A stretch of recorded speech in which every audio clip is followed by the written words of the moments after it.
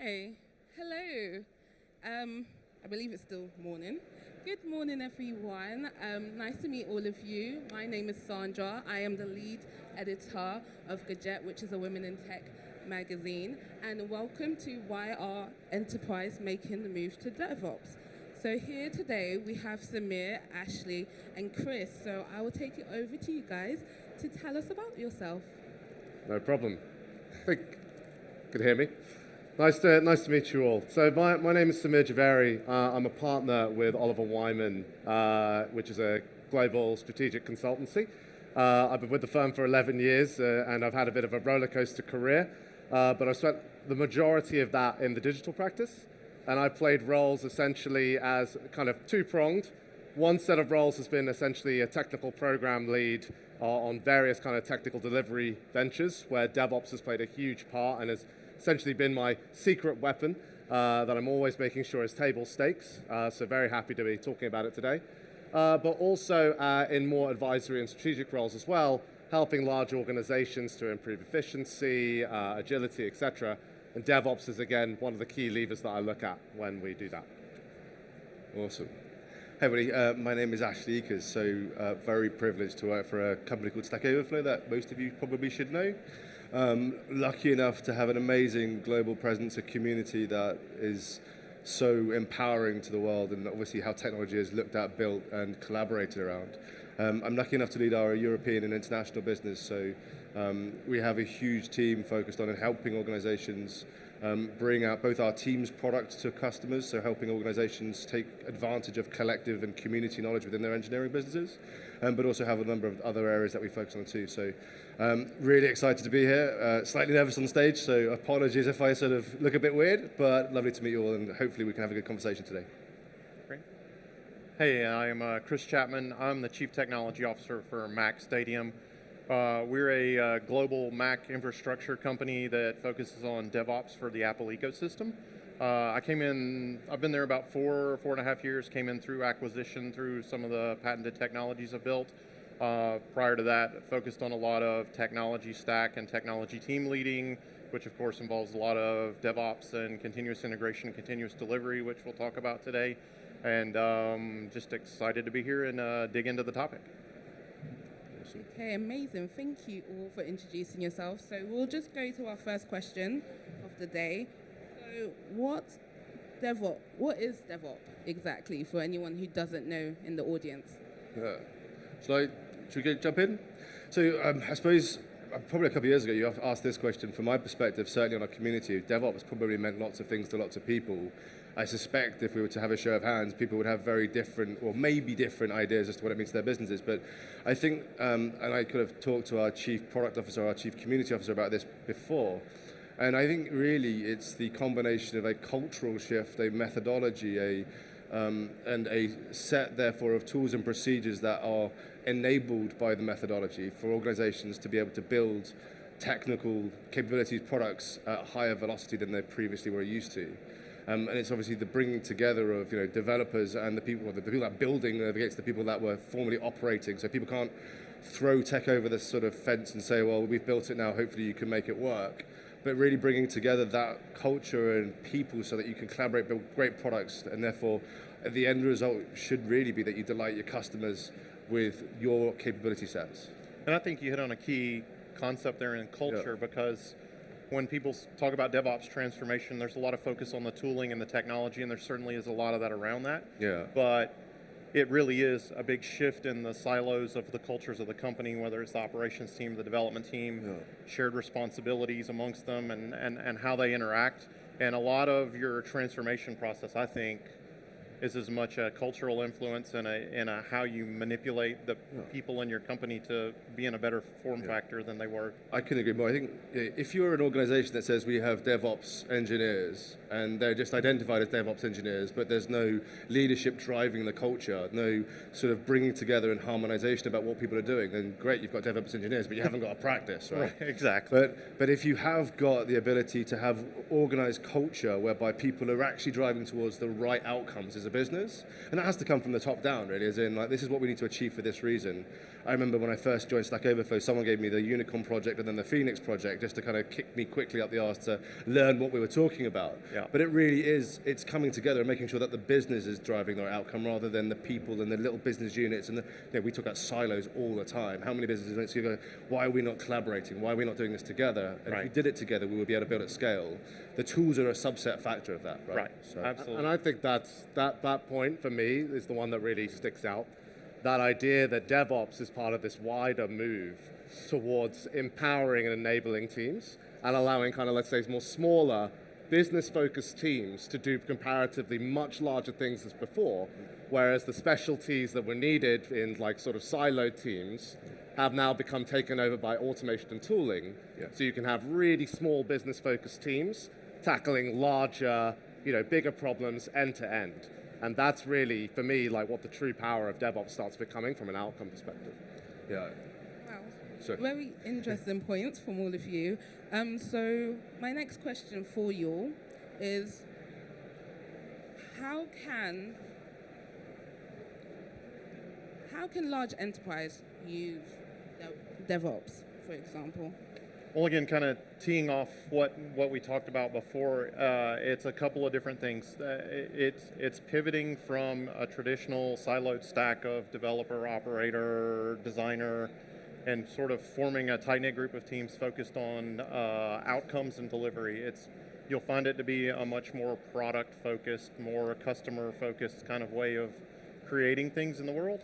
And how they can get there is changing the culture. There's a big culture shift in agility, in tooling and technology, and then the tooling itself.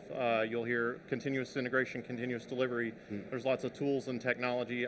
Stack Overflow makes a good knowledge share, knowledge base, but the point is tools that engage your teams in collaborative processes, and that's everything from the build process, which goes from a long cycle build, test, deploy, hand it over, sign it off, let someone else own the operation, to a more you build it, you own it, you follow it through the life cycle, and everyone at the end follows it back through the beginning. The infinity symbol's a big moniker in the CI universe, but there's the steps along the way: build, test, deploy, logs, integration, feedback, and then you go through this loop. It's learning to embrace those steps, learning to put automations and technology. Samir said it. There's automations along the way. It's basically minimizing the manual efforts and the redundant work along the way to automate as efficiently as possible between the teams, to let the teams focus on the hardcore work and focus on changing their culture so that everyone's accountable and deliverable to what they're doing. I think you touched upon, at the top down, the business is driving it to an initiative to create better capabilities or products, right? Yeah. But at the same time, you both said it's empowering people within the organizations. Once you've automated the things that you don't need them to be doing, letting them focus on really hard tasks. Yeah. That empowers brilliant engineers to solve complex problems. Right. And the bringing together of people to solve complex problems often produces the best results, right? So it's all of that loop, but empowering from the top and the bottom up. Yeah, and I really like that you made this point, right? Because a lot of people talk about DevOps, and it's completely right in terms of the agility benefits, the efficiency benefits, the quality of service benefits, which are all very, very real and important. But there's that talent benefit, which is really cool as well, which is that if you're going to be attracting and making a great talent value proposition in your organization, like DevOps is going to be a huge part of making that table stakes in any kind of development sort of environment. And the other part, which one of my recent clients saw DevOps potential in, was also in making their entire operation greener, right? In terms of the environmental sustainability impacts, you're cutting out all this manual work and you're replacing it with automation, you're leveraging cloud. Like, these are proven areas of how you can just cut down your CO2, not just the money out of the organization. Yeah, not only improve scalability and efficiency across the board when you do things like that. Team time, focus time, problem solving time increases radically. You're less focused on the execution of the mundane steps, and you're more focused on the problem set. Yeah, I agree. Absolutely. Okay, great, amazing. So of course, you guys have all talked about the benefits of DevOps as well, but what challenges have you faced with adopting a DevOps culture? So I'll kick off on this one. As I've worked with quite a few large organizations, banks, healthcare providers, automotive distributors, etc., when it comes to adopting DevOps. I'd kind of break it down into three key categories, right? Money, that's an obvious one. People, and legacy. So what do I mean by money? Often people are kind of, it's that, I don't know if any of you have seen that picture of like the cavemen who are like rolling a wheelbarrow with square wheels. And someone's holding up a circular wheel and going, do you want to change it? And they're like, no, we can't do that. We're too busy. Yeah. Right? It's that notion that you're always trying to catch up to the deadline and you can't make space for it. And the real mitigation for that is there's often in large organizations pockets of incredible practice going on. And the more that you can turn those into case studies and you can actually get the organization moving on it, huge benefit comes from that. People, there's the two elements. Culture, we've covered that one, quite importantly, right? Shifting that culture is incredibly important. But also in terms of your talent, one thing I would say that some of my clients have done is zoned in really, really finely on who their really great people are when it comes to DevOps, and looked at how they're spending their time and gone, how can I use this as a force multiplier? Like on one of my teams when we were building a greenfield digital bank, we had this full automated provisioning setup done. It was all, incredibly automated, release chain automated. Everybody could basically onboard and use these tools within a week. And that was all produced by a team of 2 people who were creating assets, right? So if you're using the right people in the right roles, incredible stuff. And then the final one is legacy, which I would basically summarize as you can't put a turbocharger on a camel, right? you need to be thinking a little bit about the limitations of legacy. And there's a mixture of quick wins and strategic plays. And you kind of need to make sure that you're balancing both. I don't know what you guys think. Yeah, you've implemented it, so why don't you go next? Yeah, well, legacy is an interesting place to start again, and it has overlap in culture too, because you find a ton of process and a ton of tooling that's cemented in, to your point, you can amp that up and it's going to crash. It's really causing that to transition, taking a hard look at how you manipulate and change that. I loved the focus on people there. There really are key members and teams who are used to just getting the job done, and if you focus on what they're actually doing to get the job done, you'll find many of the same themes echoing back there.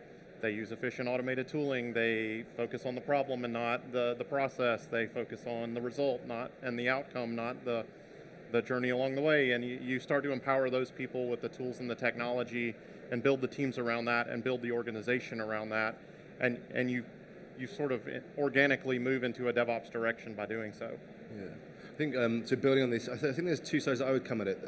The first is there are organizations, certainly from a legacy perspective, the camel analogy, and it's very logical that you would separate out some of these steps. Highly regulated organizations whereby you can't have set chains of the DevOps kind of culture. You need checks and balances, and you need to have those separated out. You have to have organizational kind of different parts so that you have the regulations can be met and or other kind of facets. And obviously, the larger, more cumbersome organizations will have technical debt that will have that kind of problem too. I think then, and I like you touched upon people because that's kind of an area that I'm very passionate about, but shifting a business culture is very hard, right? Turning a company that's worked in a set way with people that have had their entire roles defined for them a period of time, they've grown up in this way, I think I talked to some of the guys that were graduates in the audience and they're coming into this space, but this is their bread and butter, but you may have mainframe engineers that definitely won't have worked in this kind of environment in the past, right? So how do you shift a business's entire motion? And that comes from leadership, understanding what people are doing. You talked about identity, talent mapping, talent management. That's critical. And then having a single kind of beating heart, engine and drum so that everyone knows the direction they're going in. And you do really have to have that influence.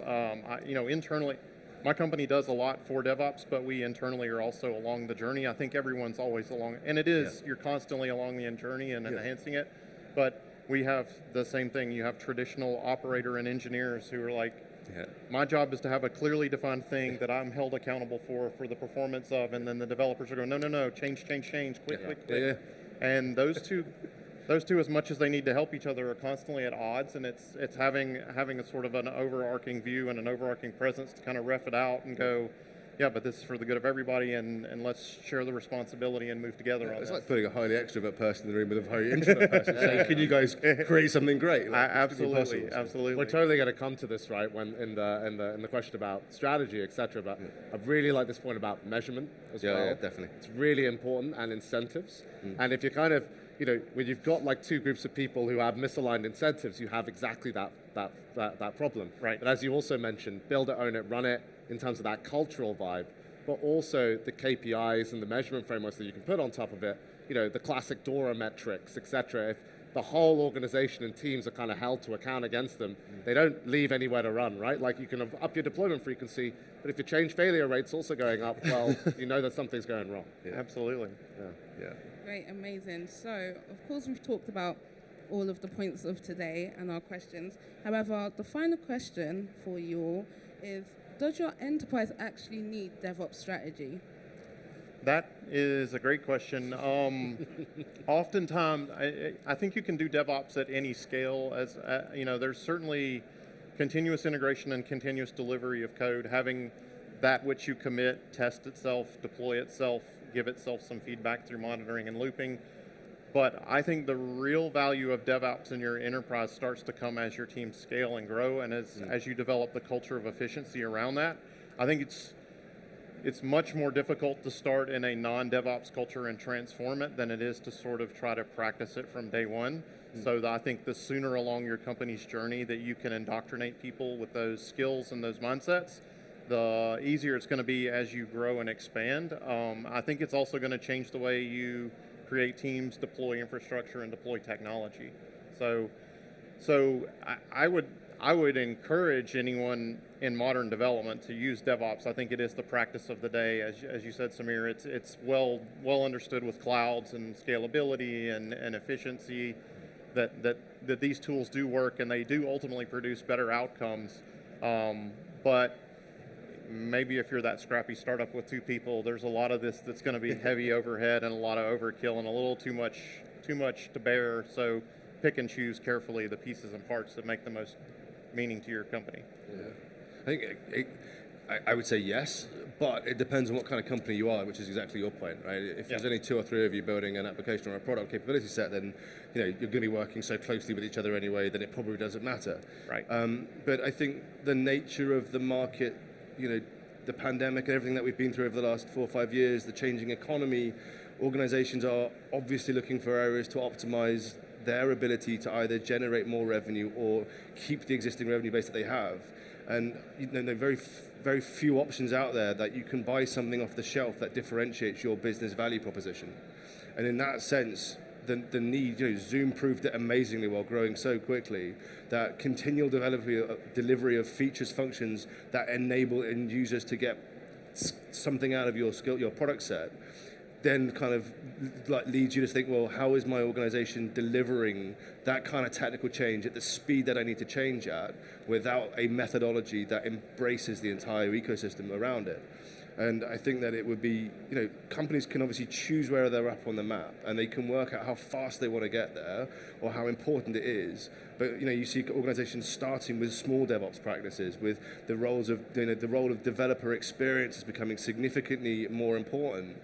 The idea of what's our net promoter score, our employee scores of our engineering business, to understand how happy they are. Because if we're going to lose highly valuable people with high skill in our business because they're not happy with old ways of working and they're being incentivized to move to new, cool, great companies with great tech and all the tools that they want and the ability to work from home, then you've got to look at why is that and what culture have you got as your organization. If you're not embracing the new stuff, then you're going to have bleeding, and it's going to be harder to then bring on board new people. So you've got this whole continual cycle of the people that you need, the delivery to the market, the revenue you're trying to capture and create, and then obviously the delivery to the business. Yeah. I really like what you guys are saying, and it resonates completely. And this point about large enterprises in particular, it being quite difficult. And as you're saying, the stakes are really high, right? Yeah. If you get too far along that journey, it's going to be really hard to kind of shift it. And maybe I'll share a story about a large sort of UK-based organization. I can't say exactly who they are without giving it away. I can't even say their industry without giving it away. But essentially, they had exactly this problem. They have, essentially, dozens, I would say even, let's say, 100 of different operating entities, all doing things in different ways, right? And it was with respect to both cloud and to DevOps. They had, all these problems which have been mentioned, right? So they had to put in place a strategy, and the strategy needs to have, a good strategy needs to have, 4 real important things, which is a clear vision, principles and clear recommendations and guidelines to get there. It needs to have senior sponsorship, leadership, and it needs to have that measurement framework. And they put that in place, but the key thing that really helped them with driving this was adopting the mantra of, let's make it, it's currently that, how do I put this? It's currently that people are doing the easy thing, not the right thing. Let's make it easy to do the right thing. Yeah. And the way that they did that is by setting up a central team within their digital unit, a center of excellence. Some people are allergic to that word, but I quite liked how they did it. And essentially the mandate of that team was to make it easy for the organization to adopt cloud, to adopt DevOps. And part of that team was purely on comms and upskilling. Part of that team was on vendor partnerships. Part of that team was literally there gathering requirements, gathering like real challenges from those units and creating assets that they could use, like release trains, environment provisioning, infrastructure as code, templates, reference architectures, and then rolling that out and making that useful, and people just starting to pick and choose. And again, as I mentioned before, that comms component of then celebrating the successes of that really helped build the momentum. And I thought that that was a really nice sort of success story of how an organization, it's not over yet. They're a big company and it's going to take a while, but I really like that they've taken that first step and they've taken that, that step along that journey to making themselves a bit more cloud and DevOps enabled. I think communication is really clear. We haven't maybe covered that quite enough. We're lucky we work with some of the largest tech companies in Europe. And you will always see the senior leadership of that company either actively communicating to their engineering community bidirectionally, on LinkedIn posting and bringing people together on that kind of journey. Because top down and then being on the journey but embracing the change is really critical to companies too. Well, in communication, that's an awesome concept too. I see that in organizations we work with and in my own internal organization. Yeah. If you empower, as you said, the teams to solve these problems, they suddenly start to become more self-directed. I see development teams and engineering, I'm like, oh, what's this meeting and when did this happen? Oh, well, we're getting together because this is happening and we're solving this problem, and we're empowered to do so now because there's not a clear boundary or a line, or I have to go up to go back down again or go back across, and collaborative software like what you guys produce and those kind of, but you start to see it everywhere. The noise level in a good way increases because people are responsible now across divisions and across capabilities. I think you're absolutely right. As in, we see the concept of communities practices or guilds within organizations. I know we're talking DevOps, but the ability for engineers, software engineers, data scientists to be also part of communities. Obviously, I love communities irrespective, but being able to watch what's being built, understand what other people are doing, being able to participate, maybe self-educate at a distance, so that if they want to be more mobile in their role, again, attraction and retention of talent is critical to company success. Then they're able to say, okay, I'm just going to watch what that cloud, that team are building and what their conversations around, and maybe I'll be able to sit in a couple of meetings. Bringing people together like that, when you've got a culture like that, that's when you know your business is going in the real direction, right? So, and of course, Stack Overflow is probably the best example. I know, but it is a fantastic example of a community coming together, solving problems, and I'm sure everybody in this room at some point has probably Googled something and had the answer on a community of practice, right? It's absolutely right. Yeah, it's a brilliant organization to be proud to work for. So. Yes, it honestly is. Even myself, of course, I have a degree in software engineering, Fantastic. and I do remember during my time at uni using Stack Overflow for a lot of things. So yes, but thank you everyone for coming. We do have 5 minutes for any questions. So does anyone in the audience have any questions?